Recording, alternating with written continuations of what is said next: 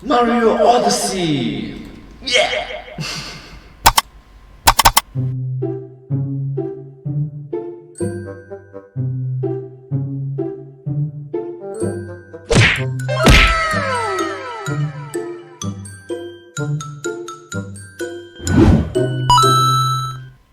Hello everyone, welcome to this video. In this video, I'll be reacting to one of the videos from the YouTube channel, the Game Theorists, and I'm a huge fan of their work. I hope that you will like this video as well. This video came out in the year 2019, which is around 2 years ago, and it's about Mario! Hello Internet, welcome to Game Theory! Hello! Hello, it's me, Mario! Can you finish watching this episode? Can you watch this without touching any coins? But without touching a coin?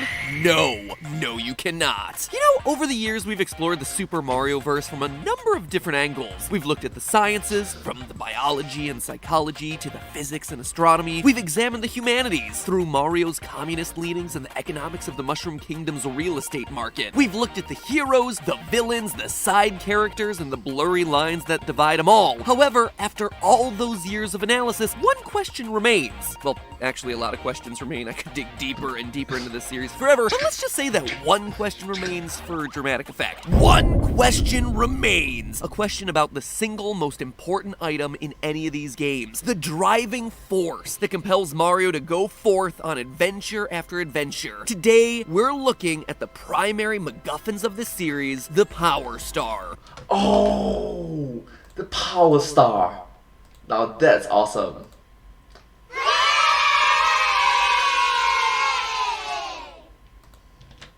Or more accurately, the Power Moon, since Mario Odyssey is the most recent and the most topical game. Seriously though, why is Mario collecting these things? What exactly do they do? In past games, it was always a bit unclear. Their power lets you open doors? Okay. For being such an overly elaborate locking system, it didn't really stop Bowser, did it? Super Mario Sunshine, they make the sun shine brighter. Awesome. I'm glad the random shine sprite I found hurling my body through your trans-dimensional pachinko machine got you a better tan. But it's Galaxy, and even more so in Odyssey, that their purpose finally becomes clear. As expected by their name, Power Moons and Power Stars are used as fuel. In Galaxy, the Grand Stars charge up Rosalina Space Station.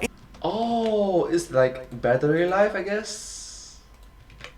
In Super Mario Battery. Odyssey, the literal butt-ton of moons that you collect are the gas that enables you to chase Princess Peach from kingdom to kingdom, which then prompts the question, just how powerful are the Power Moon? Just how powerful are the Power Moons? Interesting question. If these moons can truly fill an airship's gas tank, how much punch does each one pack? For the lengths that Mario goes to collect these things, they must be pretty darn good, right? Right? Oh, dear sweet summer theorists, you don't know the half of it. But you will in a little over 10 minutes. So how do we determine how much energy is contained in each individual Power Moon? Well, my first impulse was to see how many moons it took the Odyssey to travel any set amount of distance. The problem is, the number you collect in the game doesn't correspond to actual flight power. For example, Mario only needs 5 moons to travel from the Cascade Kingdom to the Sand Kingdom, but he needs 20 to reach the Snow Kingdom? It's arbitrary. And then, once a kingdom's visited, Mario can just return as often as he wants without needing any additional moons. Conservation of energy much, guys?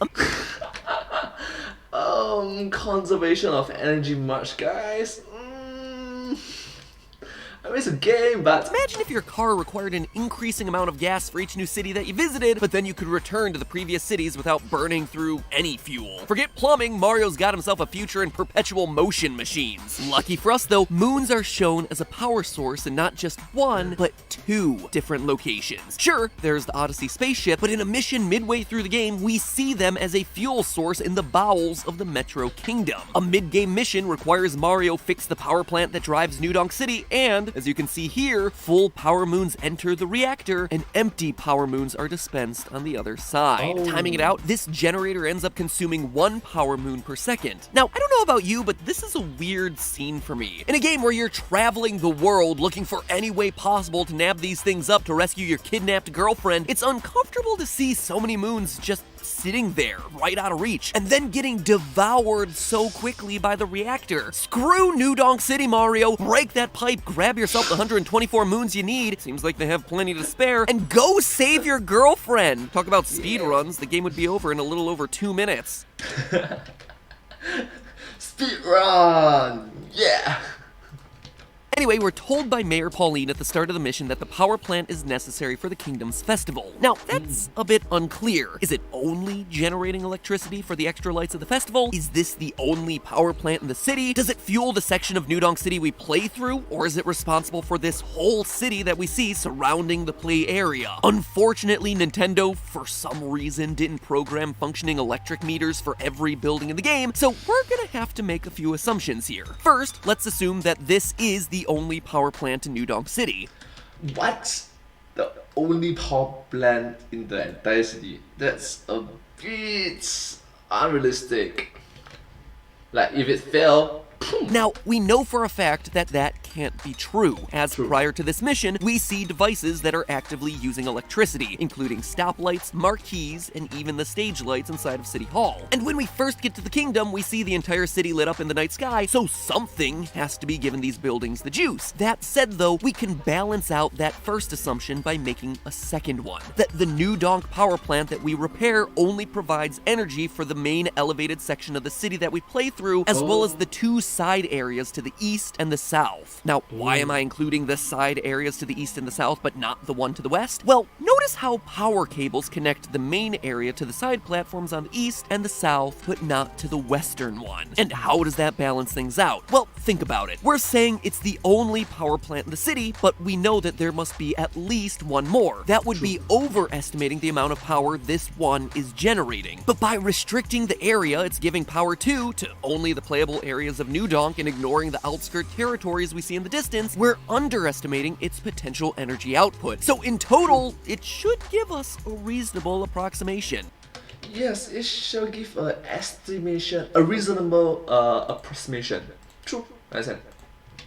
With all that out of the way, we can now determine an estimate of the energy contained within each moon by calculating the total electrical consumption of New Donk City. The area of New Donk City can be calculated relatively easily by using some basic geometry in the Luigi's Balloon World minigame as a measuring stick. Doing this, we learned that the main elevated area measures 36,700 square meters, while the eastern platform measures 1,090 square meters and the southern platform 2,025 square meters. In total, the explorable area covers about 39,800 square meters, or around 10 acres of land.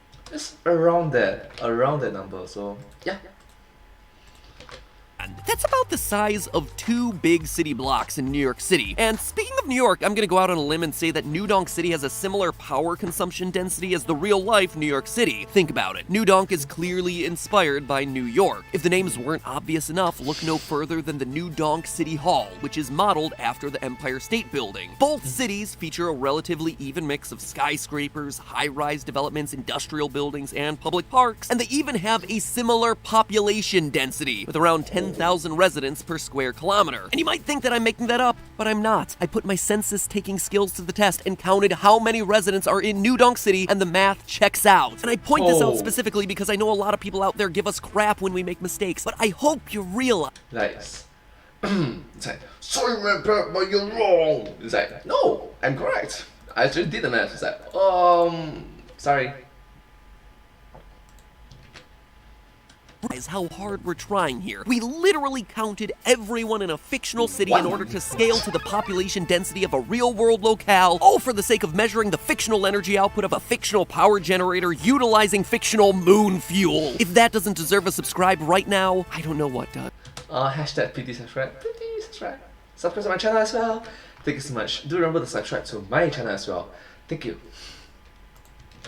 It gets even more ridiculous. Thanks to New York City's Local Law 84, the Mayor's Office of Long-Term Planning and Sustainability releases an estimate of energy consumption every year. According to that data, New York City as a whole consumes 1 quadrillion British thermal units, or about 1.055 exajoules of energy each year. Exajoules. But of course, none of that means anything. Just like when we deal with force, citing off a big number of BTUs tells us literally 0. So let's simplify things a little bit, shall we? We can convert those dumb, meaningless numbers into British thermal 3.36 gigawatts, which is a number that means something to me because it's 27 times the power required by the flux capacitor to travel through time and back to the future.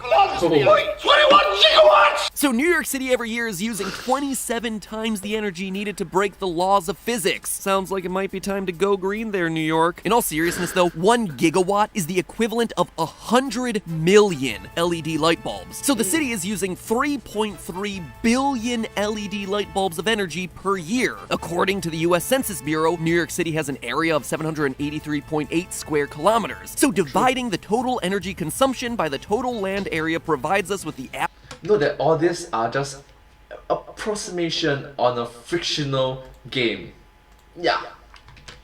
It's educational, but take it for a grain of salt. average power density of the city, which comes out to be 42.56 watts per square meter. Multiply that by the area of New Donk City, and we finally arrive at an estimate for the city's total energy consumption of 1.7 megawatts of power used by New Donk City per year. Again, meaningless number, so let's try to turn them into something that makes a little bit more sense. The problem with watts, and the reason no one can ever read their own electric bill, is that they're a rate. They measure energy consumption over time. I mean, seriously, if you look at your electric bill or you buy an appliance and it's like, this refrigerator uses 200 watts of electricity per year, you're like, sure, I guess 200 doesn't sound that big. It's not like a million, so I'll take it. Well, what that watt number really means is that that refrigerator uses 200 joules of energy per second that it's turned on and plugged in. And you're like, whoa, hey now, Whoa. it seems like a lot of energy. 200 joules per second. Maybe my Go-Gurt doesn't need to be that cold, you know? But before you start defrosting the thing, turns out it's not that much energy. In fact, the energy in a single calorie of food is over 4,000 joules. So the energy needed to power that refrigerator is nothing compared to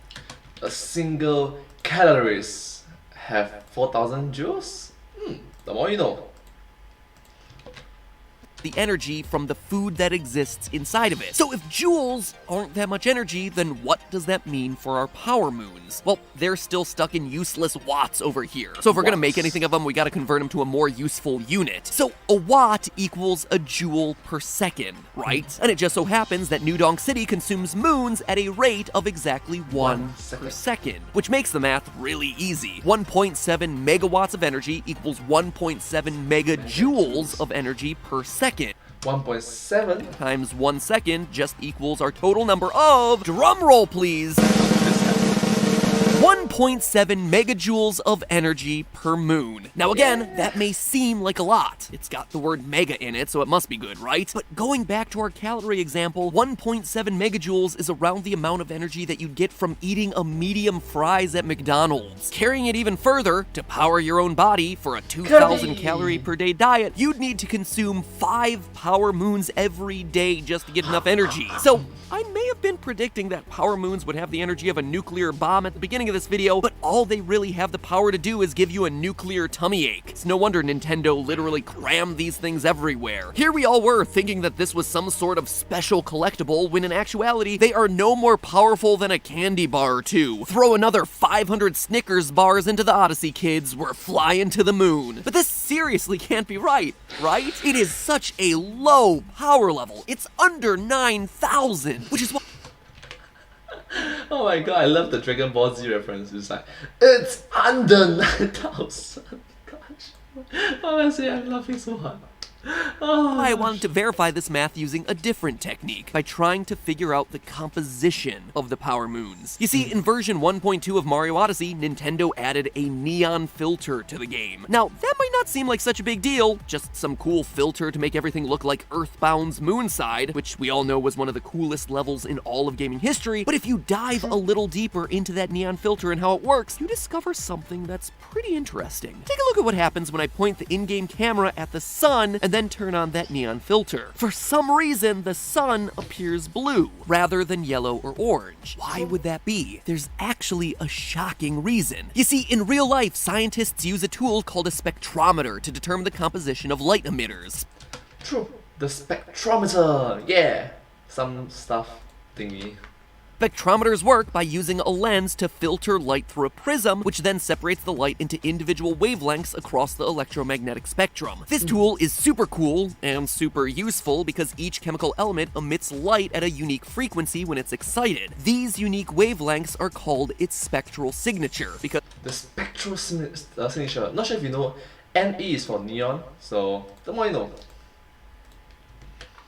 just like a real signature on a document, they are unique to whatever produced them. For example, if we have a faraway star, we can compare its spectrometer reading with the known wavelengths of the elements we have here on Earth to determine what elements that star is made out of, which then leads us back to Super Mario Odyssey. Why would the sun in the game produce this specific shade of blue or teal? Well, many stars, including our sun, are made of mostly hydrogen. And if you look at the spectral signature of hydrogen, one of the most prominent wavelengths produced is 486.1 nanometers, a wavelength of light that produces close to the exact shade of teal that we're looking at in Odyssey's neon filter, which honestly is mind-blowing. I mean, think about it. Someone at Nintendo actively programmed the neon filter to turn light blue when it was directed at the sun.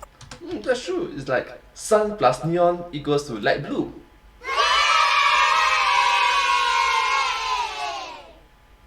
Now that is attention to details. Thumbs up.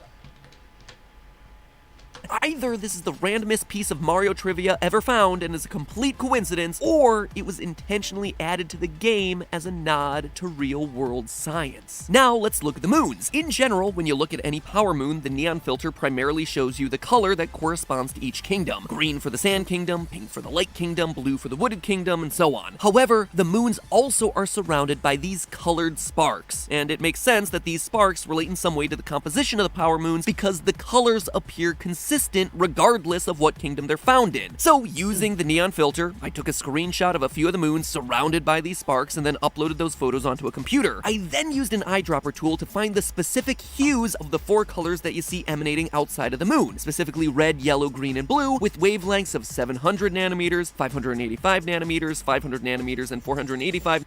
700 nanometers, 585 nanometers, 500 nanometers, and 485 nanometers respectively. And wouldn't you know it, this almost perfectly aligns with the four largest emission signatures of the element helium. Now, helium itself is a noble gas, and therefore it doesn't form any significant bonds that could hold energy. That said, an isotope of helium could, specifically helium-3. Now, the interesting thing about helium-3, it's very rare here on Earth, but it's believed to be abundant on the moon. More importantly, it's been theorized as a possible source of nuclear fusion. In Super Mario Odyssey, Cappy hints that power moons and power stars are made of the same material, saying, apparently power moons come in other shapes. I had no idea. This would explain why power stars in Super Mario Galaxy form a sun in the center of the Comet Observatory. In order to harness the true power of the helium-3 that exists within the power stars, and by proxy the power moons, they have to undergo a fusion reaction. And that's also the reason they're so weak in the Metro Kingdom. Humans don't understand fusion, but future Space Princess Rosalina over here does, meaning that there may just be more power hidden inside these things than we originally thought. We just need to unlock the power of fusion to get there.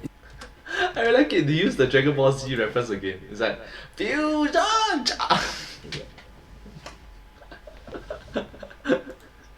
Oh my god, I'm such a geek. I'm such a nerd. Oh. Till then, we're just gonna keep using them as glorified keys. But hey, before we end today's episode, I have a quick announcement that's your chance to win some new, never-before-seen merch prototypes. Early edition of Theoryware that's coming out later this year. You will literally be the only person in the world to have these things. So, today's episode was obviously a theory, right? No big shocker there. A theory that made it all the way through to production. But not all our ideas for episodes do. In fact, a lot of topics that we try to make into theories just don't have enough there for a full episode. Either they aren't long enough for a full episode, or they go off the rails at a certain point. In all the best ways possible, I swear. So why am I telling you all this? Well, it's because of our sponsor for today's episode, TikTok. Yes, as of today, I am officially on the TikTok app. Link to download is in the top line of the description. In the year 2020, there will be quite a controversy. So, yeah. you can find me at MattPatGT, MattPatGT. And sure, most of you probably know TikTok as the place where Pewds finds all the cringe he reacts to, but for me, I'm trying out a lot of fun new ideas on the app, giving you short riddles and brain teasers to solve to test your mental mettle, and yes, giving you game theory quickies. That sounds dirty, game theory shorties, quick takes, GT fails for all the episodes that didn't quite get there. It's a place for me to do all the stuff that I can't do anywhere else. Flex my musical theater skills after all these years, embarrass the Theorists team by forcing them to dance with me, and just overall have a fun time, which I gotta be honest is actually freeing from a content standpoint. Each platform has its own culture and feel, and TikTok, quite honestly, just embraces all of the fun, dumb, off-the-wall stuff that the internet was built for, which is pretty great for someone like me who usually just takes fun stuff and makes it way too serious for its own good. So when they asked if I wanted to give TikTok a try, I said, yeah, let's do this. So download the app and join me on my fun little experiment at MattPatGT, just like it is on Twitter and Instagram. Like I said, I'm experimenting with a lot of different things, gaming related, game theory related, and otherwise, so if you like this channel, I guarantee that you're gonna get a kick out of what you're seeing me do over there. And to commemorate all the new stuff that's happening over at TikTok, two of my new followers on the app will win themselves those new, never-before-seen merch prototypes I mentioned earlier. One-of-a-kind test copies of Theoryware that, with some tweaks, will be coming out later this year. That makes you literally the only people in the world who will have these things, period, ever, end stop. So come on over for your chance to win the merch, and stay for the riddles, musical theater serenades, dancing, GT quick takes, and whatever other cringe I can come up with. Download is in the top line of the description. Search for MattPatGT. I'll see you over there. Yeah! Alright, so thank you so much for watching this video. This video came up on our YouTube channel, The Game Theorists, and I hope that you enjoyed this video as much as I did. It's fun to know, given that it's fictional game, Mario. But anyways, I do recommend that you watch more of the videos and show support and appreciation for the work. Thank you so much, and if you do like my videos, please like my videos. If you do like my videos, please consider to like, share, subscribe to my channel, and comment down below if you have anything to share with us. Do remember to follow my channel as well. Thank you so much. So it's like, share, subscribe, comment, follow, and yeah, I'll see you next time. But hey, that's just a theory, a game theory. Thanks for watching. Thank you.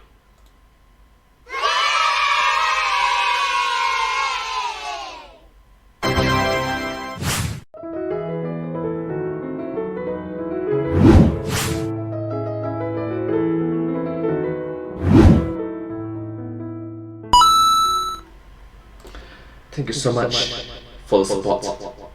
Thank you so much for the like, share, subscribe, comment, follow, so forth.